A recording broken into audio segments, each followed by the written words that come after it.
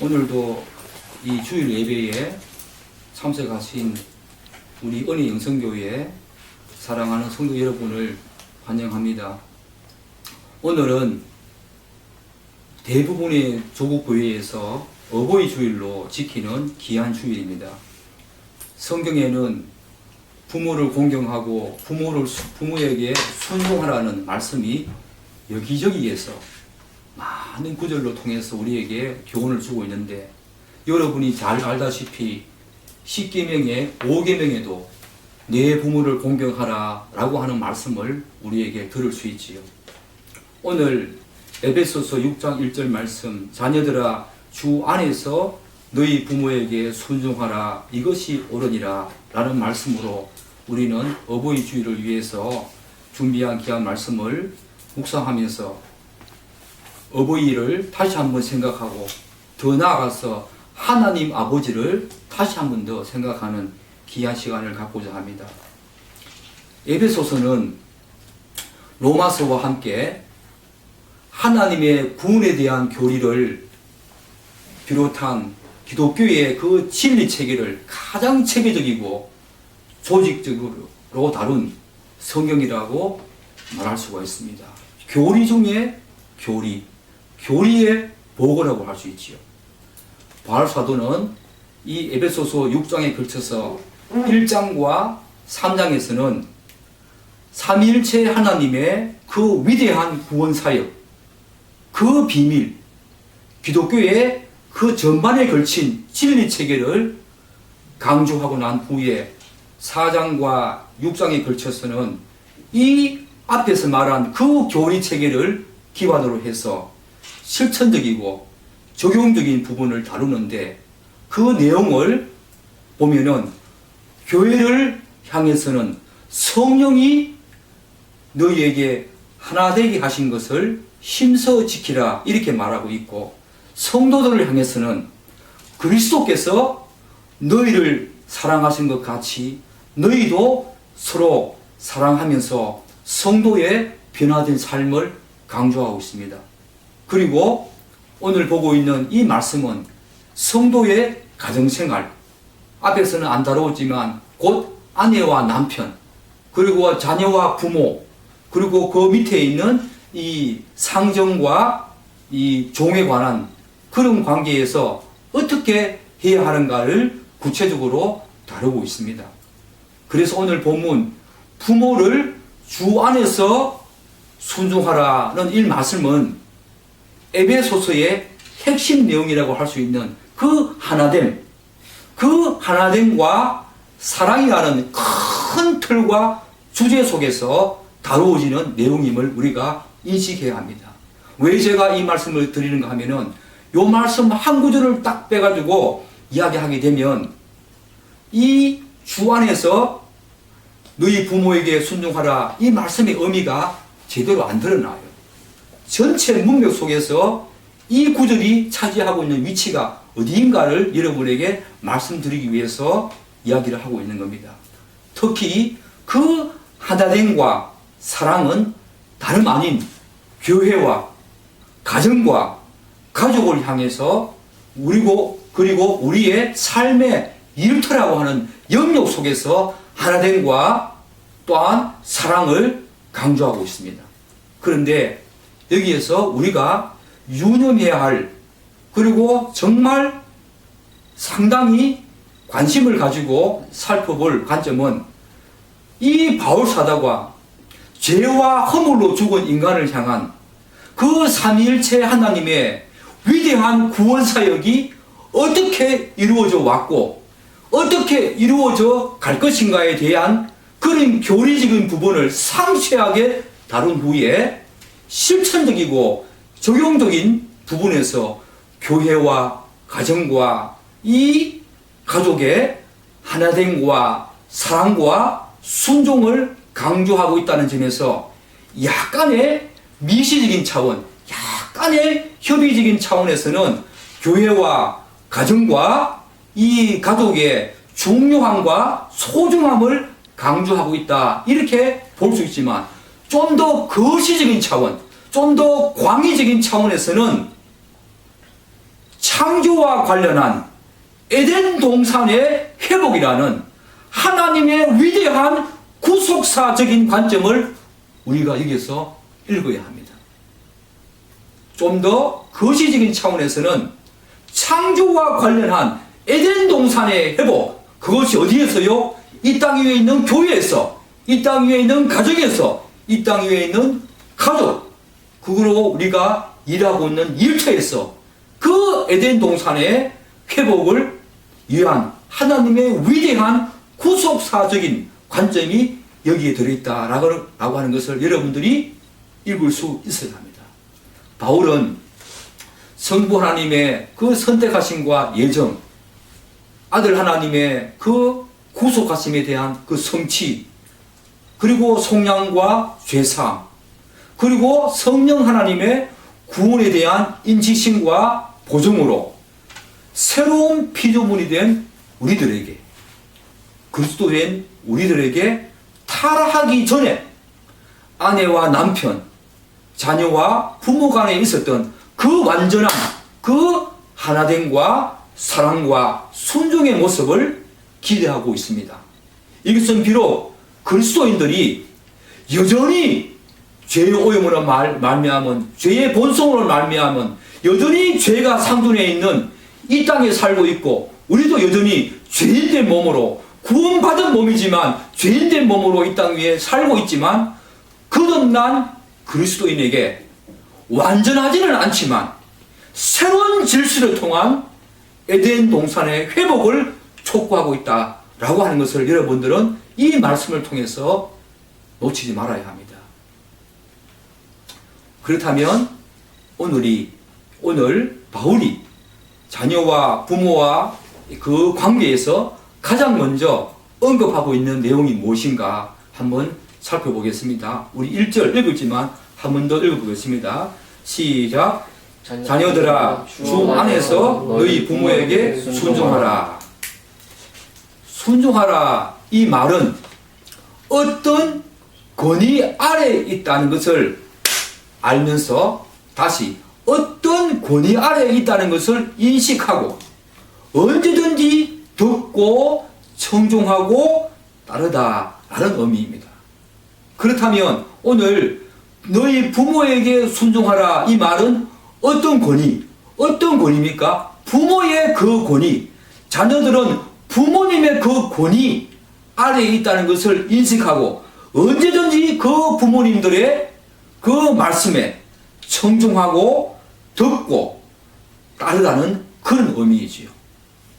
오늘날 자녀와 부모 간의 그 관계는 이 문명화라고 하는 그런 이름으로 과거에 비해서 서로 간에 지켜야 할 그 어떤 질서와 규범과 규율이 많이 무너진 그런 상태에 있다는 것은 여러분과 제가 다 알고 있는 거지요. 서로 간에 그래서 상처를 주는 경우가 크다한 것이 오늘날 이 시대를 살아가는 우리들의 아픔입니다. 그러나 오늘날과 같이 급변하는 이 시대에 세대 차이로 말미암은 갈등과 그런 생각 차이를 생각할 때 바울의 이 교훈은 이 자녀된 여러분들에게 부정적인 측면으로 들릴 가능성이 상당히 많지요. 어떻게 부모님의 권위 아래서 그분들의 말씀을 다 청종하고 듣고 따르라고 하는가 라고 하는 의미에서 그렇다는 거지요. 그럼에도 불구하고 이러한 시대적인 어떤 변화에 세대 간의 어떤 갈등과 문화 차이, 문명화로 인한 이런 부분을 우리가 일정 부분 인정한다고 하더라도 이와 관련해서 성경이 이 부분에 대해서 어떤 말을 하는가 우리들은 귀담아 들을 필요성이 있습니다. 디모데후서 3장 1절과 2절은 이렇게 말하고 있습니다. 너는 이것을 알라. 말세에 고통하는 때가 이르러 사람이 자기를 사랑하며 자랑하며 교만하며 비방하여 부모를 거역하며 감사하지 아니하며 거룩하지 아니하며. 여러분, 말세가 되면 여러 가지 많은 부정적인 어떤 내용들, 사랑과 사랑과의 관계에서, 하나님과 사랑과의 관계에서 엄청난 부정적인 어떤 내용들이 등장하는데, 그 중에 하나가 부모를 거역한다는 말이 나온다는 것은 저는 깜짝 놀랐어요. 너는 이것을 알라. 말세에 고통하는 때가 이르러 부모를 거역함으로 말미암아 고통하는 때가 이른다는 거예요. 말씀을 통하여 이 바울이 우리에게 상기시켜 주는 것은 이 배교의 시대, 불경건과 신앙이 없는 시대, 곧 그 모든 기초들이 흔들리고 그리고 혼동이 있는 이 무법한 시대에 가장 두드러진 것 중에 하나가 바로 부모를 거역하는 것이다. 오늘날 여러분, 자녀들이 부모를 거역하는 어떤 그런 모습들을 우리가 많이 보게 됩니다. TV를 통해서 또 매스미디어를 통해서 우리가 접하는 것들 중에 상당한 부분이 자녀들이 부모를 거역해서 이렇게 저렇게 죄를 짓기도 하고 많은 상처를 주는 경우를 우리가 보게 되는 것이 오늘날 우리의 아픔이지요. 그렇지만 아무리 세상이 불경건하고 신앙이 없고 사랑과 사랑과의 모든 기본적인 관계가 다 뒤틀리고 혼란스럽고 무너지고 기초의 질서가 다 무너지는 그런 상황 속에서 부모를 거역하는 일이 우리 이 시대에 발생한다고 하더라도 우리 예수 믿는 자녀들 절대로 그렇게 살면 안 됩니다. 예수 믿는 자녀들은 절대로 그렇게 살면 안 됩니다. 여러분에게 당부합니다. 예수 믿는 자녀들은 이 시대를 본받지 말라고 하는 그 사도 바울의 권면을 들어야 합니다. 로마서 12장 2절에 보면 있지요. 너희들은 이 세대를 본받지 말라. 말세가 이르면 이런 고통 중에 하나가 부모를 거역하는 것인데 사도 바울은 로마서에서 이 세대를 본받지 말라고 우리에게 권면하고 있습니다. 절대로 여러분들은 부모님을 거역하는 일이 없어야 합니다. 그리스도인들, 자녀들을 포함해서 모든 그리스도인들은 하나님께서 이 세상에서 구별해서 불러낸 자들입니다. 특별한 존재들이죠. 다른 삶을 사는 존재들입니다. 우리가 지금 마태복음 산상수훈을 계속 묵상하고 있듯이 전혀 다른 세상, 전혀 다른 영역에 옮겨온 사람들이 바로 하나님의 자녀들. 그들은 이미 하나님께 구원을 받았기에 이미 그런 품성을 가지고 살아간다고 우리는 계속 그 말씀을 묵상하고 있습니다. 과거에 그 사단과 마귀와 그 죽음에, 그 멸망에, 그 종되었던 자리에서 은혜로 말미암아 하나님의 영역으로, 은혜의 영역으로 들어온 사람들이 바로 우리들입니다. 우리들은 세상에서 약간 도덕적으로 조금 나은, 윤리적으로 조금 나은 그런 정도가 아니라 전혀 다른 생각, 전혀 다른 사고, 전혀 다른 품성을 가지고 이 세상을 살아가는 그런 사람들입니다. 여러분들은 이 사실을 잊지 말아야 합니다. 삼위 하나님의 위대한 구원사에게 그 은혜와 그분의 그 사랑을 안다면 악한 시대를 우리는 거역하고 악한 시대를 역행하며 거스르며 살아가는 예수의 믿는 자들, 예수님을 믿는 자들, 그런 자들이어야 한다는 것이지요. 여기에 계시는 분들은 누구의 부모이기도 하고 또 누구의 자녀이기도 합니다. 먼저 자녀들에게 이렇게 하라고 요구하기 전에 우리가, 부모된 우리가 또 부모를 모시고 있는 자녀로서 우리가 어떻게 하고 있는가, 저는 많은 생각을 이번 일주일 동안 이 말씀을 묵상하면서 많은 생각을 하게 되었습니다. 여러분, 절대로 이 세대를 따라가면 안 됩니다. 우리는 다른 영역에 살고 있는 다른 삶을, 조금 도덕적으로 윤리적으로 나은 삶을 사는 그 정도가 아니라 그 정도는 세상에 많은 사람들도 우리는 그 정도가 아니라 전혀 다른 영역에 속해 있는 하나님의 백성들이고 하나님의 자녀이기에 전혀 다른 삶을 사는 존재들이다 라고 하는 그런 분명한 정체성을 가지고 이 땅에서 힘있게 자녀된 자로서의 삶을 살아야 한다는 것을 여러분에게 힘주고 강조합니다. 여러분 꼭 그렇게 살아주시기를 당부합니다. 그렇다면 사도 바울은 부모에게 어떻게 오늘 말씀에 순종하라고 말합니까? 한 번 더 읽어볼게요. 1절 시작. 자녀들아 주 안에서 너희 부모에게 순종하라. 이것이 옳으니라. 어떻게 순종하라고 말합니까? 주 안에서. 사도 바울은 그의 서신에서 자주 그리스도 안에서 in Christ 혹은 주 안에서 in the Lord 라는 말을 많이 사용합니다. 사도 바울의 서신을 보면 그리스도 안에서 주 안에서 라는 말을 많이 발견할 수 있지요. 이 말은 교리적으로 본다면 아까 영성이가 기도한 것처럼 그리스도의 연합을 의미합니다. 그래서 이 말은 주님과 연합된 우리가 주님께서 아버지 하나님께 순종하셨듯이 그리스도와 연합된 우리도 주님을 대하듯이 주님께 하듯이 부모님께 순종하라 그런 의미입니다.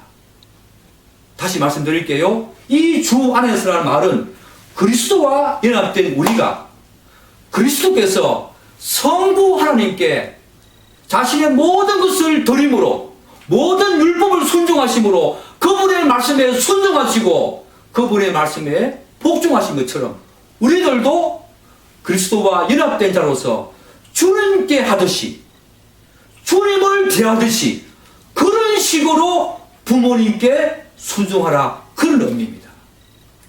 도덕적으로 윤리적으로 조금 더 나은 삶을 살아라 이 정도가 아니지요. 주님께 하듯이 주님을 대하듯이 순종하라 그런 말씀입니다. 누가복음 2장 51절에 보면 유월절날 예수님의 온 가족들이 예수님께서 한 12살 정도 되었을 무렵에 예수님의 온 가족들이 유월절을 지키기 위해서 예루살렘으로 올라가지요. 그러면서 다시 나사렛으로 내려오는데 그 상간에 이제 예수님께서 성전에서 다른 사람들에게 12살 때부터 이미 말씀을 가르치는 그런 내용이 나오지만 나사렛으로 내려와서 누가복음 2장 51절을 보면 이렇게 하신 내용이 나와요. 예수께서 함께 내려가사 나사렛에 이르러 순종하여 그 부모들을 받으시더라. 하나님, 물론 인성과 신성을 이 양성을 한 인격 안에 다 갖고 오신 예수님이었지만 그분은 육적인 부모님 바로 요셉과 마리아에게 아버지께 순종하듯이 육적인 아버지 하나님이신 그분이 육적인 아버지 부모님을 그렇게 순종하며 그분들의 권위 아래에서 그분들의 말씀을 따르고 청중하고 듣고 지켰다는 거예요. 이것은 정말 우리에게 굉장한 교훈을 주는 것입니다. 하나님이신 그분이 육적인 부모님에게 그분의 권위 안에 그분의 권위 아래에 자기를 두고 그분들의 말씀에 청중하고 듣고 따랐다. 이 말씀을 기록하고 있다는 것은 예수님의 그 어린 시절을 우리가 많이 볼 수는 없지만 이 말씀이 우리에게 주는 교훈은 상당히 크다고 저는 생각을 합니다. 그런가 하면 예수님께서는 여러분이 다 잘 알다시피 마태복음 26장 39절에 그 십자가의 죽음을 앞두고 이렇게 기도하는 장면을 볼 수 있지요. 내 아버지의 만일 하실만 하시거든 이 잔을 내게서 지나가게 하옵소서. 그러나 나의 원대로 마시옵고 아버지의 원대로 하옵소서 하시고, 여러분, 예수님께서는 육적인 부모님에게도 그렇게 순종하셨지만 또한 자신의 그 직접 아버지 되신 성부 하나님께도 자신의 뜻대로 그 십자가 죽음 앞에서 육체적인 고통이 너무 심하고 고통스러워서 그런 것이 아니라 잠시나마 하나님과의 그 영적인 끊어짐이 너무 고통스럽기에 하나님 아버지, 이 고통의 잔이 하나님께서 하실 수만 있다면 지나가게 하옵소서, 이렇게까지 말씀하셨지만 결국에 가서는 그렇지만 아버지, 내 뜻대로 마시고 하나님 아버지 뜻대로 하옵소서 라고 하면서 육적인 부모님에게도 순종하셨지만 이렇게 영적인 아버지께도 순종하신 예수님의 모습을 우리가 볼 수 있습니다. 기독교는 우리에게 먼저 어떻게 하라고 요구하는 그런 종교가 아니지요.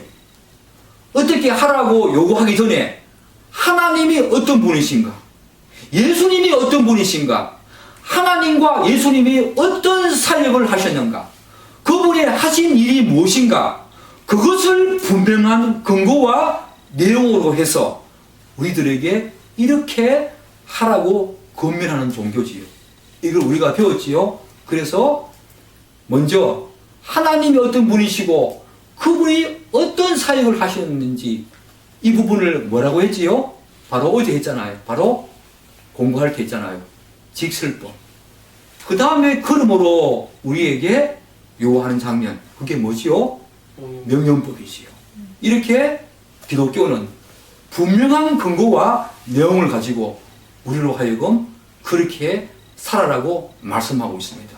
제가 방금 말씀드린 것처럼 예수님은 육적인 부모님뿐만 아니라 영적인 아버지께 그렇게 순종하며 복종하며 사셨기에 그 내용들을 분명한 근거와 다음의 내용으로 우리에게 오늘 말씀하고 있는 것이 뭐냐면, 자녀들아, 주 안에서 너희도 부모에게 순종하는 것이 옳다, 이렇게 말씀하셔요.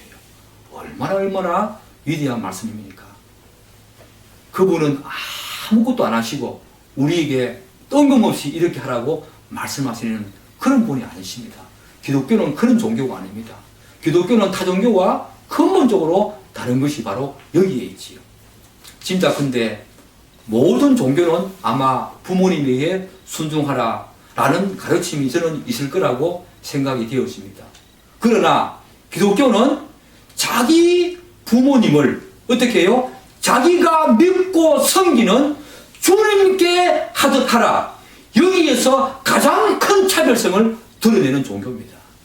자기가 믿고 섬기고 있는 그 하나님, 그 주님을 섬기듯이 부모님께 순종하라, 이렇게 요구하는 종교가 바로 기독교입니다. 이런 종교는 없지요. 세상에 많은 사람들은 이 기독교가 부모님에게 불순종하고 부모님에게 효도하지 않는 그런 종교라고 하면서 어떤 사람들은 비판을 하기도 하고 질타를 하기도 합니다. 그런 분들은 기독교를 잘 몰라서 그렇지요. 그렇지 않습니다. 기독교만큼 부모님을 공경하고 부모님의 그 사랑에 감사하라고 하는 종교, 그런 종교 없습니다. 기독교만큼 그렇게 강조하고 그렇게 우리들에게 촉구하고 요구하는 종교가 없습니다. 여러분, 그것을 분명히 아셔야 합니다. 그런데 사도 바울은 요 앞의 말씀과 요 뒤의 말씀에서 동일하게 이렇게 말씀하셔요. 아내와 남편과의 관계에서 아내들이여 자기 남편에게 복종하기를 주께 하듯 하라. 주님께 하듯이 아내들이여 그렇게 남편에게 복종하라. 남편들아 아내들에게 그리스도께 하듯 하라. 이렇게 또 말하기도 하지요.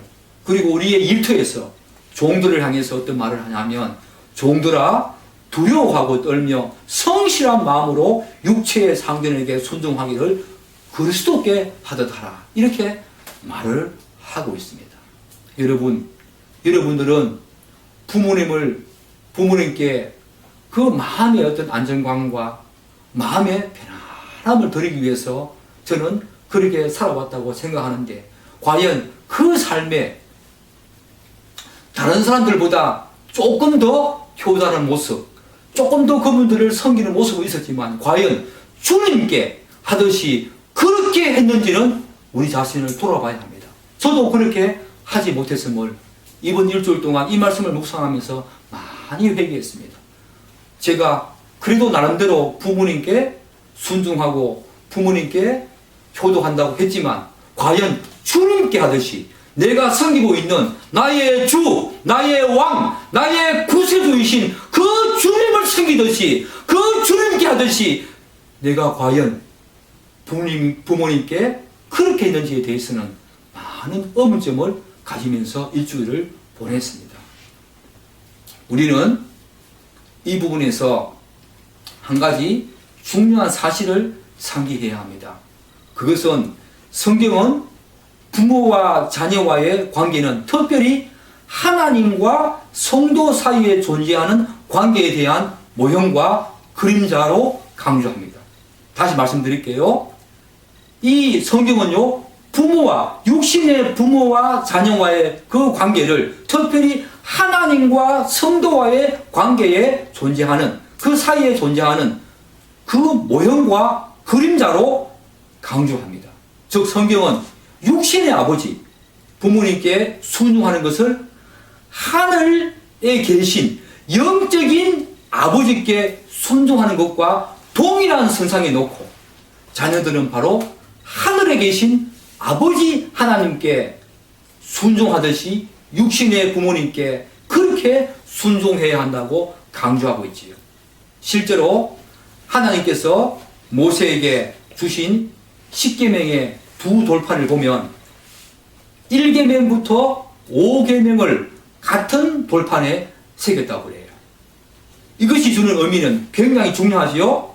우리가 잘 알다시피 1계명부터 4계명은 누구와의 관계에 대한 계명입니까? 바로 하나님과 사람 사이의 관계지요. 그리고 5계명부터 10계명은 사람과 사람과의 관계를 다루는 그런 계명인데, 내 부모를 공경하라, 이 계명이, 이 5계명이 하나님과 사람과의 관계를 다루는 1계명과 4계명과 함께 한 돌판에 새겨져 있다 하는 것은 부모님에 대한 그런 순종과 공경과 사랑을 우리의 예배의 대상이신 그 하나님을 섬기듯이 그렇게 하라는 하나님의 중요한 메시지가 담긴 것이라고 저는 이해를 하고 있습니다. 보이는 부모님께 순종하지 못하는 그런 사람이 보이지 않는 영적인 하나님께 순종한다는 것은 거짓말입니다. 그것은 가식입니다. 그것은 위선입니다. 보이는 부모님을 순종하지 못하고 그분께 말씀을 따르고 듣고 순종하지 못하는 사람이 보이지 않는 하나님 아버지께 순종한다. 이것은 도저히 성립할 수 없는 말입니다. 이런 면에서 우리가 주님을 대하듯이 부모님께 순종해야 하는 것은 하나님에 대한 우리의 순종, 하나님에 대한 우리의 순종의 일부분이기도 합니다. 또한 하나님에 대한 우리의 순종과 믿음이 과연 진실하고 정직한지를 드러내는 중요한 정무 중의 하나지요. 여러분이 과연 하나님을 제대로 섬기고 있는가 라고 하는 것을 보려면은, 다른 사람과 여러분 자신 내면에서 보려면 내가 부모를 어떻게 섬기고 있는가를 보면 여러분 자신이 하나님을, 보이지 않는 하나님을 어떻게 섬기고 있는가 드러납니다. 그것이 중요한 하나의 증거가 됩니다.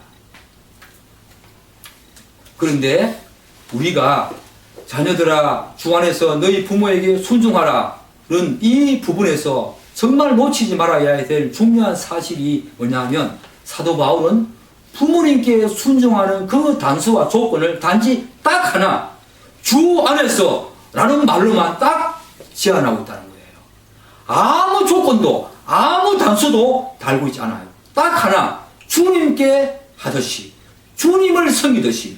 여러분, 다른 어떤 조건과 단서가 없다는 말은 그 부모님의 사회적인 신분, 경제적인 어떤 위치, 어떤 지적 수준, 그것에 따라서 하라, 그런 말이 아니죠. 아무 조건이 없어요. 여러분을 낳아주신, 우리를 낳아주신 그분을 존경하고 복종하고 순종하는데, 사도 바울은 아무 조건 없이 딱 하나의 조건, 주께 대하듯이, 주님께 하듯이 이 조건만 내세우고, 사회적인 위치와 경제적인 위치와 신분, 지적 수준이 어떻든 간에 하나님께 순종하라, 이 말을 하고 있다는 것은 우리가 지금 이 시대에 자녀된 모든 분들이 살펴봐야 될 중요한 내용입니다. 저는 어릴 적에 부모님들이 학교 오는 것을 참 싫어했어요. 우리 부모님들은 배운 곳이 없었어요. 참 배운 곳이 없어가지고 학교에 부모님이, 제가 다니는 학교에 부모님이 찾아오는 것을 참 부끄러워했던 기억이 납니다. 지금 생각하면 참 잘못되었다라는 것을 제가 인식하고 있지만 그때는 그랬어요.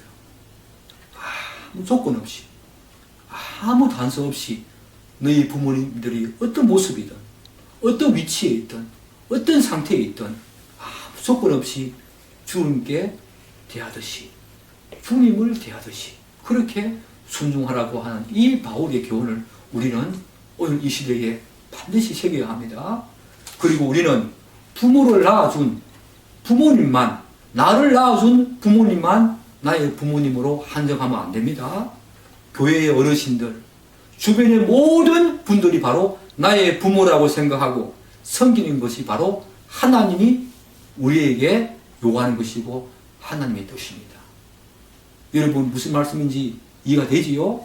꼭 나를 낳아준 부모님만 나의 부모님이 아니라 예수를 믿는 자녀들은 정말 그러해야 합니다. 내 주변에 있는 모든, 나보다 모든 어떤 나이가 많은 분들, 그런 분들이 다 나를 낳아준 부모님들이다 라고 생각해야 합니다. 그리고 교회의 모든 집사님들, 권사님들, 장로님들, 그런 성도님들을 다 나의 부모라고 섬겨야 합니다. 그것이 바로 자녀된 우리들, 예수를 믿는 자녀된 우리들의 본분이고 하나님의 뜻이고 요구입니다. 이것을 꼭 기억하시기 바랍니다. 그런데 자녀들아, 주 안에서 너희 부모에게 순종하라 라는 말에서 우리가 심각하게 고민해야 될 한 문제가 하나 있어요. 그게 뭐냐면, 만약에 예수를 믿지 않는 부모가 예수를 믿는 자녀에게 더 이상 예수를 믿지 말라고 하는 말씀에 우리가 어떻게 대응해야 하는가? 제가 그랬거든요. 부모님의 이런 말씀에 과연 순종해야 하는가? 오늘 말씀 보면 자녀들아, 주 안에서 부모님께 순종하라고 하잖아요. 그런데 부모들은 믿지 않아요. 그런데 자녀가 믿어.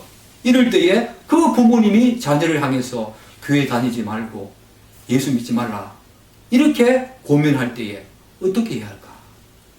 당시에 초대교회, 그리고 1세기 당시의 상황에서 아마 가정마다 이런 경우가 허다했을 것이라고 생각이 되어져요.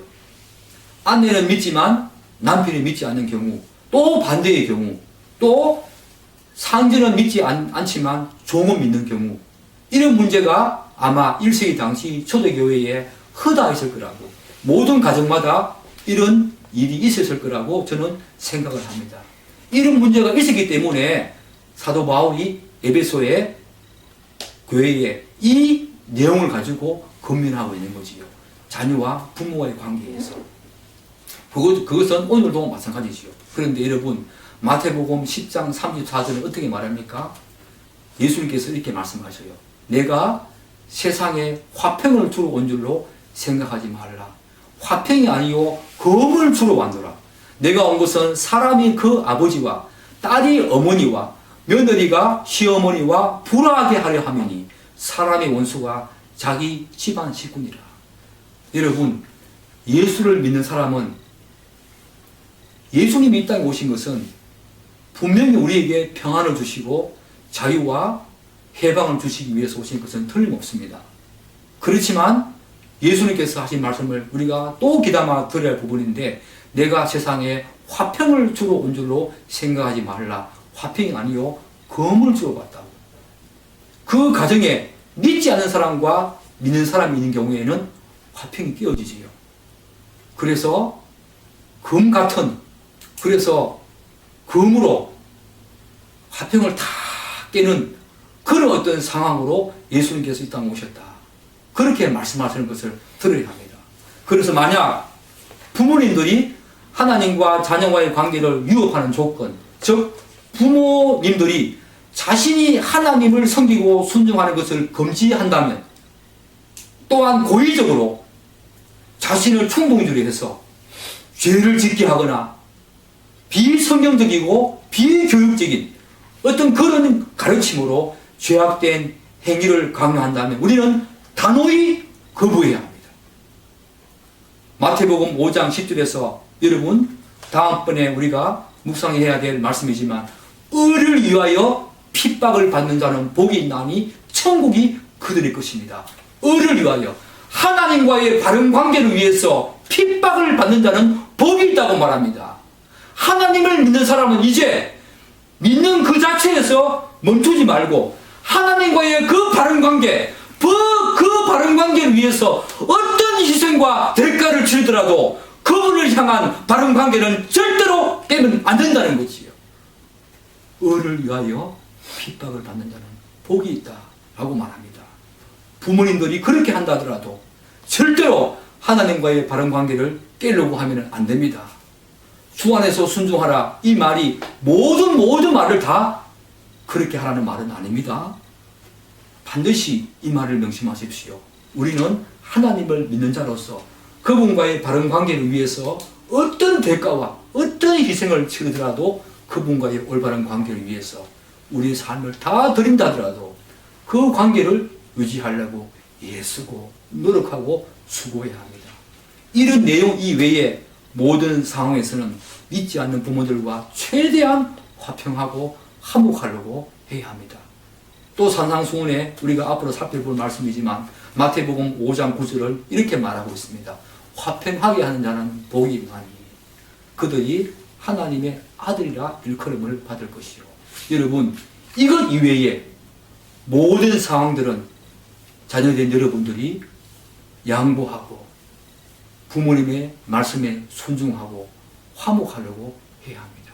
이것 이외에 모든 상황에서는 그분들과의 갈등과 그분들의 지적 수준이 낮아서 말이 안 통한다, 왜 저분들은 저럴까, 이런 불만과 불평을 토로할 것이 아니라 그분들과 최대한 화평하려고 우리가 먼저 그분들을 감사하고 받아내는 그런 사람이 있어야 한다고 성경은 말하고 있습니다.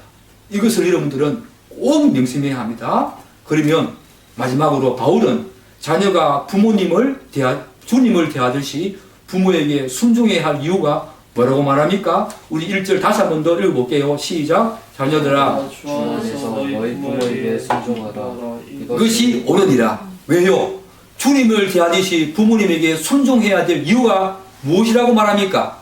바울은 이것이 옳은 일이기 때문에, 다른 이유 없습니다. 이것이 옳은 일이기 때문이라고 말합니다. 이 말은 이것이 정당하고 의로운 일이며 마치 자연 법칙과 자연 질서와 같은 너무나 자연스럽고 너무나 당연하기 때문에 그렇다 그래요. 옳은 일이다, 이 말은 헬라의 어문을 보면 자연 법칙과 같은 것이다, 자연 질서와 같은 것이다. 물이 위에서 아래로 떨어지듯이 부모가 자녀에게 주님을 대하듯이 주님께 하듯이 하는 것은 정말 옳은 일이다. 그것은 자연 법칙과 자연 질서와 같이 너무나 자연스럽고 너무나 당연한 일이다 라고 이야기를 하고 있습니다. 바울이 여기서 옳다라고 말하는 것은 최초에 제가 서두에 말씀드린 것처럼 설정된 창조 질서에 대한 언급입니다. 타락하기 전에 인간의 모습이지요. 거듭난 그리스도인들에게는 에덴 동산의 회복을 촉구하고 있는, 거듭난 그리스도인들에게 에덴 동산의 회복을 촉구하고 있는 이 바울의 구속사적인 의미를 여기에서 우리가 발견할 수 있어요. 이것은 옳은 일이에요. 이것은 아무 이유 없이 그냥 자연 법칙과 같고 자연 질서와 같고 물이 아래에서 떨어지는 것과 같은 너무나 자연스럽고 너무나 당연한 것이기에 옳은 일이기에 그렇게 하라는 거예요. 여러분, 오늘 이 제가 말씀드렸듯이 1장과 3장에 걸쳐서 그 하나님의 위대한 구원사역, 그 창세전에 성부, 성자, 성령 하나님의 그 구속 언약과 함께 성부, 성자, 성령 하나님 그 일들이 구속 사역을 어떻게 이루어져 왔고 어떻게 이루어가는가를 우리가 이 에베소서 1장부터 3장까지 그렇게 사도 바울이 그렇게 정확하게 자세하게 교리적인 부분을 언급한 다음에 실천적인 부분에서 이렇게 말하는 이유는 우리에게 요구하는 것이 있습니다. 새로운 질서가 부여된 우리들에게 에덴 동산의 회복을 바라고 있는 거예요. 그것이 당연하기 때문에 타락하기 전, 아담과 하와가 타락하기 전 그것이 당연히 옳았던 그 자녀와 부모와의 그 관계를 우리에게 회복하고 회복에 대한 촉구를 하고 있는 장면이 바로 이 장면입니다. 우리 조국 교회는 구원에 대한 어떤 내용을 너무 좁게 설정해서 논의하는 그런 경향이 있어요. 그냥 구원받아서 천국 간다. 여러분, 구원은 그 정도가 아닙니다. 단지 우리가 가야 될 그 천국이 있기는 하지만 그 천국과 잇대어 있는 이 땅에서 우리는 전혀 다른 삶을 살면서 이제 새로운 에덴 동산에 대한 사모함과 그 에덴 동산에 대한 건설이 바로 이 땅 위에서 바로 이루어져야 한다는 것을 하나님은 말씀하고 있는 거지요. 구속사적인 그런 의미가 저 하늘과 잇대어 있는 이 땅에서 이미 이루어져야 하고 그것을 오늘 우리에게 내 부모를 공경하라 이것이 옳다라는 말씀을 통해서 단순히 예수 믿으면 구원받는다 라고 하는 그런 측면이 아니라 우리에게 에덴 동산의 새로운 질서를 부여하면서 당연히 옳은 그 일을 하면서 하나님께서 요구하시는 것은 이 땅에서 그리스도인들은 새로운 에덴 동산 가게 될 그 에덴 동산의 회복을 바라시면서 우리에게 그렇게 살아내라고 이야기를 하고 있는 위대한 구속사적인 의미가 여기에 담겨있다는 여러분 그것을 놓치지 말아야 합니다. 에베소서 그래서 1장 10절에 이렇게 말합니다. 하늘에 있는 것이나 땅에 있는 것이나 다 그리스도 안에서 통일되게 하려 합니다. 단지 우리를 구원하시는 정도가 아니라 그분 안에서 모든 것을 통일해서 새로운 에덴 동산을 건설하는데 이미 예수님께서 이 땅에 오셔서 하나님 나라가 도래했기 때문에 우리는 완전한 에덴 동산이 아니지만 이 땅에 살아가는 모든 그리스도인들은 그 에덴 동산을 갈망하면서 이 세상에서 새로운 질서 부여된 그것을 안고 그것을 담아내면서 새로운 에덴 동산에 대한 사모함을 가지고 이 에덴 동산의 회복을 우리에게 요구한다는 것을 굳게 믿고 그 사실을 굳게 믿고 이 땅을 살아내고 그렇게 부모님을 섬기고 그것이 옳기 때문에 그것이 새로운 질서이기 때문에 우리에게 오늘 이 요구를 한다는 것을 여러분이 기억하시고 부모님께 주님을 섬기듯이 주님께 하듯이 그렇게 순종하는 우리 은혜의 영생교회 성도 여러분 되기를 간절히 축복합니다. 기도하겠습니다.